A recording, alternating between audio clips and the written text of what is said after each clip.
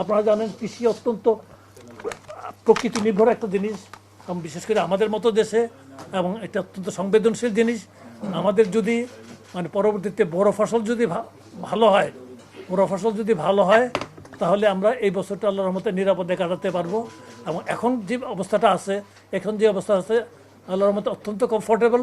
এবং আমরা যে আমাদের সরকারের যেটা পাবলিক ফুড ডিস্ট্রিবিউশন সিস্টেম যেটা আছে, এটা অত্যন্ত সচল আছে, সক্রিয় আছে। এর মাধ্যমে আমরা যে কর্মসূচিগুলি আছে সেই কর্মসূচিগুলি আমরা পরিচালনা করতে পারছি এবং পারবো ইনশাল্লাহ। ইকোনমিক্সের একটা তত্ত্ব আছে, আমরা সাপ্লাই চেইন যদি আমরা সমৃদ্ধ রাখতে পারি, আমাদের গভর্নমেন্ট স্টকের মধ্যে যদি আমাদের ভালো থাকে, তাহলে বাজার দাম বেড়ে যাওয়ার সম্ভাবনা নাই ইনশাল্লাহ। আমরা গত প্রায় 1 বছরে মানে প্রথম দিকে একটু গেছে, বিভিন্ন কারণে গেছে। এক তো আমাদের প্রথমত সরকার করতে একটু সময় লাগছে, অ্যাজ ওয়েল এজ আপনার একটা আগাম বন্যা গেছে, সরকার আসা মাত্র মানে গত আমনের সময় বন্যা গেছে, এই কারণে একটু সময়। এর পরবর্তীতে গোটা সময়টাই আজকে প্রায় 7-8 মাসের উপরে চালের দাম কিন্তু স্থিতিশীল আছে। আমরা আশা করছি আমাদের সাপ্লাই সিস্টেম সমৃদ্ধ আছে, যেহেতু স্টক আছে, অ্যাজ ওয়েল এজ আমাদের ইম্পোর্ট চ্যানেলও আছে, প্লাস এখনও লোকাল প্রকিউরমেন্টও চলছে।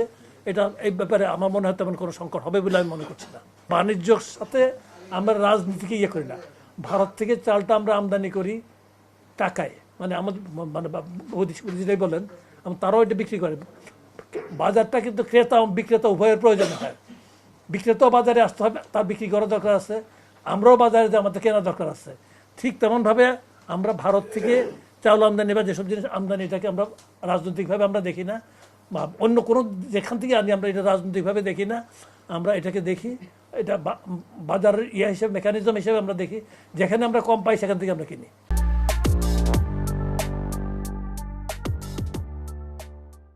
বেসরকারিতে কিন্তু চাল আমদানি এই বছরে আমরা বোধহয় নভেম্বরে বন্ধ করেছি বোধহয় মানে 6 লাখ টনের নিচে, 5 লাখ টনের উপরে কিছু এসেছে আর কি। তো আমরা আপাতত আমরা কিন্তু 1 ডিসেম্বর থেকে এটা বন্ধ আছে। এখন তো আশা করছি না, এখন তো এটা দামের উপর নির্ভর করবে। যদি দেখি মার্কেটের দাম বেশি আছে, যে মেকানিজমগুলি আমরা নেই তার মধ্যে বেসরকারি ইম্পোর্টটা আমরা খুলে দিই। এগুলি সম্পর্কে আমরা সবসময় পজিটিভ চিন্তা করছি। এই ব্যাপার নিয়ে মানে মার্কেট নিয়ে রাজনৈতিক বিবেচনা আসবে না বলে আমরা মনে করছি। তার মধ্যেও আপনারা দেখলেন আমাদের স্টক আছে, আমরা প্রাথমিক ধাক্কা কাটানোর মতো সামর্থ্য রাখি। পাকিস্তানের সিদ্ধ চাল নাই, মিয়ানমারের সিদ্ধ চাল নাই, ভিয়েতনামের সিদ্ধ চাল নাই। আমরা 3টা দেশের থেকেই কিন্তু আমাদের G2G ভিত্তিতে কিছু পরিমাণ আতপ চাল আনি, কারণ আমাদের কয়েকটা এরিয়া আছে আতপ চাল লাগে। চট্টগ্রাম, পার্বত্য চট্টগ্রাম, কক্সবাজার, পুরা সিলেট বিভাগ, ওখানে আতপ চাল লাগে। আতপ চাল আমাদের এখানে যেটুকু উৎপাদন হয় এটা সাফিসিয়েন্ট না, তার জন্য কিছু পরিমাণ আতপ চাল আমরা আনি। না, ওয়ার্ল্ড মার্কেট থেকে বেশি না। আমরা পাকিস্তানে তো ধরেন আমরা যখন এগুলো নেগোসিয়েট করি, FOB প্রাইস বলে একটা জিনিস আছে, ওখানে মার্কেটে প্রাইস কত, এটার সাথে আমরা যোগ করি। পাকিস্তান তো কোয়াইট ফার, করাচি পোর্ট কিন্তু 2500 নটিক্যাল মাইলের বেশি দূরত্বে। তো এই জিনিসগুলো আমরা যোগ করে হিসাব নিকাশ করে আমরা আনি। এটা এত ইয়াতে না, কিছুটা বেশি আর কি। অ্যাজ ওয়েল সব কিছুর জন্য প্রস্তুত থাকি। আমাদের স্টক যেটা আছে, স্টক এখানে আমাদের স্টক বাড়ানোর লিমিটেশনও আছে। আমার টোটাল ক্যাপাসিটি আছে বর্তমানে বাড়াইও 24 লাখ টন। তা বর্তমানে 20 লাখ টন খাদ্যশস্য মজুদ আছে। তো আরও মজুদ হবে, আরও খরচ হবে। আর যেটা বলছেন খারাপ চিন্তা করছি না, তাদেরও এটা বিক্রি করতে হবে, আমাদেরও কিনতে হবে। না, এরকম মানে প্রিপারেশন লজিক্যাল হইতে হবে। তাদেরও বিক্রি করতে হবে, তারা বাড়তি চাল নিয়ে বসে থাকবে না, তাদেরও বিক্রি করতে হবে, আমাদেরও কিনতে হবে। এটা আমি সবসময় বলি। সরকার আমাদের পক্ষ থেকে মাননীয় অর্থ উপদেষ্টা যদি এই কথা বলেন, আমি তো মনে করি যে ব্যবসা বাণিজ্যের ক্ষেত্রে রাজনীতি আসতে পারে না।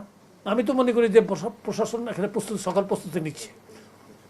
ইন্ডিভিজুয়াল সকলকে আমি যেহেতু চিনি না বলতে পারবো না, কিন্তু ইন জেনারেল আমি তো দেখছি যে সরকারের তরফ থেকে যে কমিটমেন্ট আছে, ফার্ম কমিটমেন্ট আছে, যে নির্বাচনটা সুষ্ঠু এবং নিরপেক্ষভাবে যাতে হয় তার জন্য নিশ্চিত করার জন্য।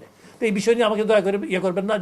যে মূলত যে খবরের জন্য আপনাদের যে আমন্ত্রণ জানিয়েছিলাম সেটা দিলাম। তো এখন আপনাদের সকলকে ধন্যবাদ।